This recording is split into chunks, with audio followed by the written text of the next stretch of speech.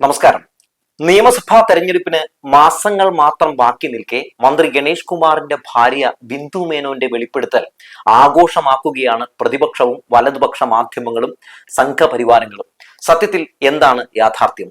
R ശ്രീലേഖയ്ക്ക് എന്താണ് ഇതിൽ പങ്ക്? മന്ത്രി ഗണേഷ് കുമാർ രാഹുൽ മാങ്കൂട്ടം ചെയ്തതുപോലെ പേടിച്ച് ബങ്കറിനകത്ത് കയറിയോ? പരിശോധിക്കാം. വാർത്തകൾ വിശദമായി. ചാനൽ ഒന്ന് സബ്സ്ക്രൈബ് ചെയ്തിട്ടുള്ളൂ. മന്ത്രി കെ ബി ഗണേഷ് കുമാറിനെതിരെ ഭാര്യ ബിന്ദു മേനോൻ നടത്തിയ പ്രതികരണത്തിലെ പ്രസക്ത ഭാഗങ്ങൾ ഇങ്ങനെയായിരുന്നു. മന്ത്രിയെ വാടകത്തെ വീട്ടിൽ കണ്ടത് വളരെ മോശം സാഹചര്യത്തിലാണെന്നും ശ്രീലേഖയുടെ നിർദ്ദേശപ്രകാരമാണ് പോലീസ് സഹായം തേടിയതെന്നുമാണ് ബിന്ദു വെളിപ്പെടുത്തുന്നത്. ആരാണ് ആർ ശ്രീലേഖ? നമുക്ക് പറഞ്ഞു തന്നെ പോകാം. ബിന്ദുവിന്റെ ബന്ധുവാണ്. പക്ഷേ ശ്രീലേഖ ബിന്ദുവിന്റെ ബന്ധു മാത്രമല്ല. രാഷ്ട്രീയപരമായി കേരളത്തിൽ ഇടതുപക്ഷ ജനാധിപത്യ മുന്നണി സർക്കാരിനെ, LDF സർക്കാരിനെ, പിണറായി വിജയൻ സർക്കാരിനെ താഴിറക്കാൻ കുതന്ത്രങ്ങൾ നെയ്യുന്ന നേതാവാണ്. LDF 3.0 സംഭവിക്കാതിരിക്കാൻ BJPക്ക് വേണ്ടി അരങ്ങൊരുക്കുന്ന ശ്രീലേഖയുടെ ലക്ഷ്യം നിയമസഭയിൽ സീറ്റ് ഒപ്പിക്കലാണെന്ന് വട്ടിയൂർക്കാവ് MLA VK പ്രശാന്തിന്റെ ഓഫീസുമായി ബന്ധപ്പെട്ടിട്ടുള്ള ആ ശാസ്തമംഗലത്തെ ആ ഓഫീസുമായി ബന്ധപ്പെട്ടുള്ള വിവാദം മുതൽക്കേ ഉയർന്നു കേൾക്കുന്ന ഒരു വലിയ ആരോപണമാണ്. VK പ്രശാന്തിന്റെ ശാസ്തമംഗലത്തെ ഓഫീസ് ഒഴിയണമെന്നും ആ ഓഫീസ് തനിക്ക് വേണമെന്നുമൊക്കെ ശ്രീലേഖ പറഞ്ഞ സംഭവം ആരും മറന്നു കാണാൻ ഒരു സാധ്യതയുമില്ല. മാധ്യമങ്ങളിൽ വിവാദമായതിന് പിന്നാലെ എന്തൊക്കെയാണ് സംഭവിച്ചത്? നമ്മൾ പിന്നീട് കേട്ടത് VK പ്രശാന്തിന്റെ ഓഫീസ് വാടകയുമായി ബന്ധപ്പെട്ട് തിരുവനന്തപുരം നഗരസഭയെ പറ്റിച്ചു എന്ന രീതിയിലുള്ള വ്യാജ വാർത്തകളായിരുന്നു. സംഭവം ലളിതമായിരുന്നു. ഒരു വിഷയം റൈസ് ചെയ്യുക, ശേഷം അതിന്റെ മറവിൽ ജനകീയരായ ജനപ്രതിനിധികളെ, അതായത് മണ്ഡലത്തിൽ ഒരിക്കലും ജനങ്ങൾ കൈവിടില്ല എന്ന് ഉറപ്പുള്ള അത്തരം ജനകീയ ജനപ്രതിനിധികളെ കരിവാരി തേക്കുക. ആ ഗ്യാപ്പിൽ ഈ ആരോപണം ഉന്നയിക്കുന്ന ആളുകളുടെ അജണ്ട നടപ്പിലാക്കുക എന്നതാണ്. എന്നാൽ VK പ്രശാന്തിന് കാര്യം നന്നായി തന്നെ മനസ്സിലായി. ശ്രീലേഖ എന്ന മുൻ DGPയുടെ തന്ത്രം നേരത്തെ മണത്തറിഞ്ഞ് ഈ VK പ്രശാന്ത് ആ വിഷയത്തെ പ്രതിരോധിച്ചു എന്നുള്ളതാണ് കേട്ടോ എന്റെ ഒരു സ്റ്റാൻഡ് എന്ന് പറയുന്നത്. ഇവിടെ ആരോപണ വിധേയനായ ഗണേഷ് കുമാർ കേരളത്തിലെ ഏറ്റവും മികച്ച മന്ത്രിമാരിൽ ഒരാളാണ്. KSRTCയെ ലാഭത്തിലെത്തിച്ച വ്യക്തിയാണ്. രാഷ്ട്രീയ ഭേദമന്യേ ജനങ്ങൾ തുടരണം എന്ന് ആഗ്രഹിക്കുന്ന നേതാക്കളുടെ ലിസ്റ്റിൽ ഇടം പിടിച്ചവനാണ്. അങ്ങനെ ഒരു വ്യക്തിക്കെതിരെ നിയമസഭാ തെരഞ്ഞെടുപ്പിന് ഒരു മാസം മാത്രം ബാക്കി നിൽക്കെ ഇങ്ങനൊരു ആരോപണം ഉയർന്നു കേൾക്കുമ്പോൾ, ആ വിവാദത്തിൽ ആർ ശ്രീലേഖയുടെ പേരും കേൾക്കുമ്പോൾ എവിടെയൊക്കെയോ എന്തൊക്കെയോ രാഷ്ട്രീയ കളികളില്ലേ എന്ന് സംശയിച്ചാലും തെറ്റു പറയാൻ കഴിയില്ല. ഇത് ഞാൻ രാഷ്ട്രീയപരമായിട്ടുള്ള ഒരു കാര്യം പറഞ്ഞെന്ന് മാത്രവുമല്ല, ഉന്നയിക്കുന്ന ആരോപണവുമായി ബന്ധപ്പെട്ട് ശരിവെക്കുന്ന ഒരു ചിത്രമോ വീഡിയോയോ നമ്മൾ ആരും കണ്ടിട്ടില്ല. ഒരു മാധ്യമത്തിലും ഇതുവരെ വന്നിട്ടുമില്ല. ഇതുമായി ബിന്ദു മേനോനുമായി റിപ്പോർട്ടർമാർ സംസാരിക്കുമ്പോൾ ഇത് പറയാൻ പോലും പറ്റാത്ത കാര്യമാണ് എന്ന് ആവർത്തിക്കുന്നുമുണ്ട്. ഇതുപോലൊരു സംഭവം നടന്നിട്ട് ശ്രീലേഖയെ പോലെ ഒരു മുൻ DGP ബന്ധുവായിട്ടുണ്ടായിരുന്നിട്ടും എന്തുകൊണ്ടാകും ഒരു കേസ് പോലും നേരത്തെ കൊടുക്കാതിരുന്നത് എന്നെനിക്ക് എത്ര ആലോചിച്ചിട്ടും മനസ്സിലാകുന്നില്ല. എന്നാൽ ശ്രീലേഖയാകട്ടെ ഫേസ്ബുക്കിൽ നൈസായി ഒരു പോസ്റ്റും ഇട്ട് എസ്കേപ്പായി. ഞാനിപ്പോ ഒന്ന് ശ്രീലേഖയുടെ ഫേസ്ബുക്ക് പോസ്റ്റ് നോക്കിയപ്പോൾ ഇതാണ് കണ്ടത്. മന്ത്രിയുടെ വിഷയത്തിൽ തൽക്കാലം ഞാൻ പ്രതികരിക്കുന്നില്ല, മാധ്യമ സുഹൃത്തുക്കൾ ദയവായി ക്ഷമിക്കൂ എന്നാണ് പറഞ്ഞിട്ടുള്ളത്. എത്ര സ്നേഹമുള്ള ബന്ധുവല്ലേ? ഇങ്ങനെയാണ് കുറിച്ചത് കേട്ടോ. വിഷയം കുറച്ചുകൂടി മാധ്യമങ്ങൾ കത്തിച്ച് വഷളാക്കട്ടെ എന്ന് വിചാരിച്ചിട്ടാണോ ഇങ്ങനെ ഒരു പോസ്റ്റ് എന്ന് ആരെങ്കിലും ചിന്തിച്ചാലും തെറ്റു പറയാൻ കഴിയില്ലെന്നേ. ബിന്ദുവിന്റെ പ്രശ്നങ്ങൾക്കൊപ്പം നിൽക്കുന്ന ഒരാളാണ്.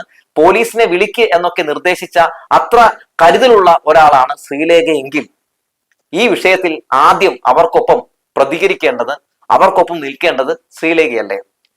ഒന്നല്ലെങ്കിലും ഒരു പൊതുപ്രവർത്തകയല്ലേ ശ്രീലേഖ? ഇനി അതും പോട്ടെ, ഈ വിഷയത്തിൽ ബിന്ദു മേനോൻ പറയുന്നതിൽ വലിയൊരു ഭാഗം അവരുടെ ദാമ്പത്യ ബന്ധവുമായി ബന്ധപ്പെട്ടിട്ടുള്ള കാര്യങ്ങളാണ്. അത് നിങ്ങൾക്ക് മനസ്സിലായില്ലേ? വിവാഹ ബന്ധത്തിൽ വർഷങ്ങളായി പ്രശ്നം നിലനിൽക്കുകയാണ്. ശ്രീലേഖ പ്രശ്നപരിഹാരത്തിനായി 2019 ഇടപെട്ടിരുന്നു. മന്ത്രിയായതിനു ശേഷം നിരവധി പ്രശ്നങ്ങളാണ് ഉണ്ടായിട്ടുള്ളത്. പല സ്ത്രീകളുടെയും പേരിൽ വഴക്കുകൾ ഉണ്ടായിട്ടുണ്ട്. തനിക്ക് സംശയരോഗമാണെന്നാണ് ഗണേഷ് കുമാർ പറയുന്നത് എന്നൊക്കെയാണ് ബിന്ദു മാധ്യമങ്ങളിലൊക്കെ ഇരുന്ന് പറയുന്നത് ഞാൻ കണ്ടത്. ഇതൊക്കെ പറയാൻ 2026 നിയമസഭാ തെരഞ്ഞെടുപ്പ് വരെ എന്തിനു കാത്തിരുന്നു എന്ന് എനിക്ക് എത്ര ചിന്തിച്ചിട്ട് മനസ്സിലാകുന്നില്ല. ആരുടെയെങ്കിലും നിർദ്ദേശപ്രകാരമാണെങ്കിൽ ഇപ്പോൾ എന്തുകൊണ്ട് എന്ന ചോദ്യവും ചോദിക്കേണ്ടി വരും. ഒരു ചാനലിലെ മാധ്യമപ്രവർത്തകൻ മന്ത്രിയുടെ സ്റ്റാഫ് മർദ്ദിച്ചോ എന്ന് ചോദിക്കുന്ന ഒരു വീഡിയോ ഞാൻ കണ്ടു കേട്ടോ. അപ്പൊ ഇവര് പറയുന്നുണ്ട് ഇല്ല മർദ്ദിച്ചൊന്നുമില്ല എന്ന് പറയുന്നുണ്ട്. അപ്പൊ കയ്യേറ്റം ചെയ്തല്ലേ എന്ന് പറയുന്നുണ്ട്. അവർ പെട്ടെന്ന് പറയുന്നുണ്ട്. ഇത്തരം സന്ദർഭങ്ങളിൽ മാധ്യമങ്ങൾക്ക് തങ്ങളുടെ രാഷ്ട്രീയത്തിനനുസരിച്ച് പ്രതികരണം രേഖപ്പെടുത്തുന്നവരെ അടിപ്പിക്കാൻ ഒരു പ്രത്യേക കഴിവാണെന്ന് ഞാൻ പറയേണ്ട കാര്യമില്ല. ഇവിടെ ഗണേഷ് കുമാറിന്റെയും ബിന്ദുവിന്റെയും ദാമ്പത്യ ബന്ധവുമായി ബന്ധപ്പെട്ടിട്ടുള്ള പ്രശ്നങ്ങളാണ് ഇപ്പോൾ മാധ്യമങ്ങളിൽ നമ്മൾ കേൾക്കുന്നത് അല്ലെ. മന്ത്രിയുടെ വകുപ്പുമായോ അല്ലെങ്കിൽ സർക്കാരുമായോ ബന്ധപ്പെട്ടുള്ള ഒരു വിഷയമേ അല്ല. പക്ഷേ മാധ്യമങ്ങൾക്കും പ്രതിപക്ഷത്തിനും വല്ലാത്തൊരു ഇൻട്രസ്റ്റ് ആണ്, ബി ജെ പിക്ക് ഒക്കെ അങ്ങനെ വലിയ ഇൻട്രസ്റ്റ് ആണ് കേട്ടോ. അതായത് ഇടതുപക്ഷത്തിനെതിരെ നിൽക്കുന്ന എതിർ പാർട്ടികളൊക്കെ ഇതിനെ രാഷ്ട്രീയപരമായ ഒരു ആയുധമാക്കി മാറ്റുകയാണ്. സർക്കാരിന്റെ വീഴ്ചയായി ചിത്രീകരിക്കാനുള്ള ശ്രമമാണ് ഇപ്പോൾ നടത്തിക്കൊണ്ടിരിക്കുന്നത്. ഒന്ന് ആലോചിച്ചു നോക്കിയാൽ ഇതൊരു കുടുംബ പ്രശ്നം മാത്രമല്ലേ? ഇത് പിന്നെ എന്തിനാണ് മാധ്യമങ്ങൾ ഇത്ര പ്രാധാന്യത്തോടെ ബ്രേക്കിംഗ് ന്യൂസ് ആയിട്ട് കൊടുത്തുകൊണ്ട് ആഘോഷമാക്കുന്നത് എന്ന് നിങ്ങൾ ചിന്തിക്കുന്നില്ല? അതിന് രണ്ട് ഉത്തരങ്ങളുണ്ട്. ഒന്ന്, നിയമസഭാ തെരഞ്ഞെടുപ്പിന് ഇനി ഒരു മാസം മാത്രമേ ബാക്കിയുള്ളൂ. രണ്ട്, പത്തനാപുരം പിടിക്കണമെങ്കിൽ ഗണേഷ് കുമാർ വീഴണം. അതിന് ഗണേഷ് കുമാറിന്റെ ഇമേജ് തകർക്കണം. ഇനി ഈ വിഷയത്തിൽ ബിന്ദു പറയുന്നത് പോലെ നടന്നിട്ടുണ്ടെങ്കിൽ ഗണേഷ് കുമാറിനെതിരെ ശ്രദ്ധിക്കണം, നിയമ നടപടികൾ സ്വീകരിക്കാൻ എത്രയോ വഴികളുണ്ട് അല്ലെ? സ്ത്രീകളുടെ വിഷയങ്ങളിൽ അവൾക്കൊപ്പം നിൽക്കുന്ന ഒരു സർക്കാരല്ലേ കേരളം ഭരിക്കുന്നത്? മുഖം നോക്കാതെ നടപടി സ്വീകരിക്കില്ലേ പിണറായി വിജയന്റെ സർക്കാർ? അങ്ങനെ ഒരു വഴി തേടാതെ മാധ്യമങ്ങളിൽ വന്നിരുന്നു പറഞ്ഞാൽ എന്ത് നീതിയാണ് ലഭിക്കുക? ആരാണ് ഈ വഴി ഇവർക്ക് പറഞ്ഞു കൊടുത്തത്?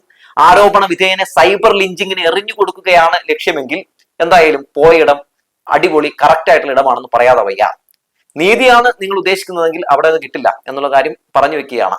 സ്ത്രീകൾക്കെതിരെയുള്ള ഒരു അതിക്രമവും ഞാൻ പ്രോത്സാഹിപ്പിക്കില്ല. മറിച്ച് അതിക്രമങ്ങൾ നടത്തിയിട്ടുണ്ടെങ്കിൽ അത് ഏത് വലിയ ഒടയതമ്പുരാനാണെങ്കിലും തീർച്ചയായും ആ വിഷയത്തിൽ നീതി അത് ഇരയ്ക്ക് തന്നെ ലഭിക്കണം എന്ന് തന്നെയാണ് എന്റെ നിലപാട്. പക്ഷേ ഇവിടെ എന്താണ് സംഭവിച്ചിരിക്കുന്നത് എന്നതിനെ പറ്റി ആർക്കും ഇതുവരെ അറിയില്ല.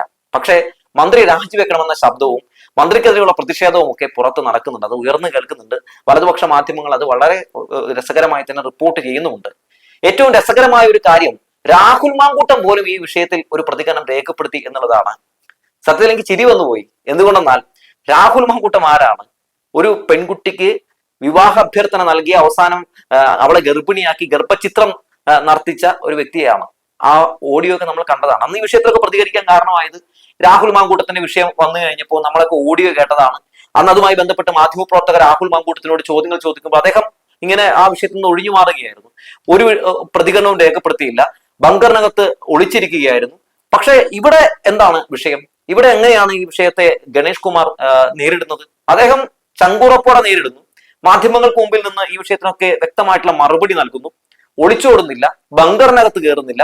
എല്ലാ വിഷയങ്ങൾക്കും ഇതുമായി ബന്ധപ്പെട്ട എല്ലാ ചോദ്യങ്ങൾക്കും മറുപടി പറയുന്ന കാഴ്ചയാണ് കാണാൻ സാധിച്ചിട്ടുള്ളത്. ഇനി ഈ വിഷയവുമായി ബന്ധപ്പെട്ടുകൊണ്ട് മാധ്യമങ്ങൾ എന്താണ് ഉദ്ദേശിക്കുന്നതെന്ന് ചോദിച്ചാൽ വ്യക്തമല്ലേ? ഗണേഷ് കുമാർ എന്ന് പറയുന്ന മന്ത്രിയെ കരിവാരി തേക്കുക എന്നത് തന്നെയാണ്. ഇനി ഇതുമായി ബന്ധപ്പെട്ടിട്ടുള്ള തെളിവുകൾ പുറത്തു വന്നാൽ, ഇപ്പൊ രാഹുൽ മാങ്കൂട്ടത്തിന്റെ കേസിലൊക്കെ സംഭവിച്ചതുപോലുള്ള തെളിവുകളും മറ്റു വിവരങ്ങളും പുറത്തു വന്നാൽ തീർച്ചയായും ഈ വിഷയത്തിൽ ഈ ഗണേഷ് കുമാറിന് എതിരെ ഉള്ള ഒരു നിലപാട് തന്നെയാകും നമ്മൾ സ്വീകരിക്കുക. അതിൽ യാതൊരു തർക്കവുമില്ല. പക്ഷെ പ്രഥമ ദൃഷ്ടിയ നമുക്കിപ്പോൾ ഗണേഷ് കുമാറിനെ കുറ്റപ്പെടുത്താൻ കഴിയുന്ന, അല്ലെങ്കിൽ ഗണേഷ് കുമാർ എന്ന് പറയുന്ന വ്യക്തിയെ പ്രതിസ്ഥാനത്ത് നിർത്താൻ കഴിയുന്ന ഒന്നും തന്നെ ലഭ്യമായിട്ടില്ല. എന്നാൽ എന്തൊക്കെയോ ലഭ്യമായി, എന്തൊക്കെയോ പുറത്തുവിട്ടു എന്ന രീതിയിൽ, അല്ലെങ്കിൽ എന്തൊക്കെയോ പുറത്തു വന്നു എന്ന രീതിയിലാണ് വാർത്തകളാണ് മറ്റുള്ള മാധ്യമങ്ങൾ ഇപ്പോൾ കൊടുത്തുകൊണ്ടിരിക്കുന്നത് എന്നുള്ളതാണ്. ഈ വിഷയത്തെ രാഷ്ട്രീയപരമായും അല്ലാതെയും ഒക്കെ നേരിടും എന്നാണ് ഇന്ന് മന്ത്രി നടത്തിയ പ്രതികരണത്തിൽ നിന്ന് നമുക്ക് മനസ്സിലാക്കാൻ സാധിക്കുന്നത്. മാത്രവുമല്ല, പത്തനാപുരംകാർക്ക് എന്നെ അറിയാമെന്നും ഇതിന് പിന്നിൽ കോൺഗ്രസ്സുകാരാണെന്നും ഒക്കെ ഗണേഷ് കുമാർ പറയുന്നുണ്ട്. അദ്ദേഹത്തിന്റെ മന്ത്രിസ്ഥാനം വെക്കണമെങ്കിൽ അതിനുമായി അദ്ദേഹം തയ്യാറാണ് എന്ന രീതിയിലാണ് അദ്ദേഹത്തിന്റെ പ്രതികരണത്തിൽ നിന്ന് എനിക്ക് മനസ്സിലാക്കാൻ സാധിച്ചത്. എന്തായാലും തീർച്ചയായും ഇനി ഈ വിഷയമൊന്ന് ആളി കത്തിച്ച് ഈ ഒരു മാസം തള്ളി നീക്കാൻ തന്നെയാകും ശ്രമം. എന്തായാലും ബിന്ദു മേനോനെ ആരോ നൈസായിട്ട് ട്രാപ്പ് ചെയ്ത് ഈ മാധ്യമങ്ങളുടെ മുമ്പിൽ കൊണ്ടുപോയി ഇരുത്തിയതാണെന്നുള്ള കാര്യത്തിൽ തർക്കമൊന്നുമില്ല. അവിടെ പോയിരുന്നാൽ ഒരു നീതിയും ലഭിക്കില്ല. ഈ വിഷയത്തിൽ ഗണേഷ് കുമാറിനെ അടിച്ചിടാനുള്ള ഒരു ആയുധമാക്കി നിങ്ങൾ ഉപയോഗപ്പെടുത്തുക മാത്രമേ ചെയ്യൂ എന്ന് പറഞ്ഞു വെക്കുകയാണ്.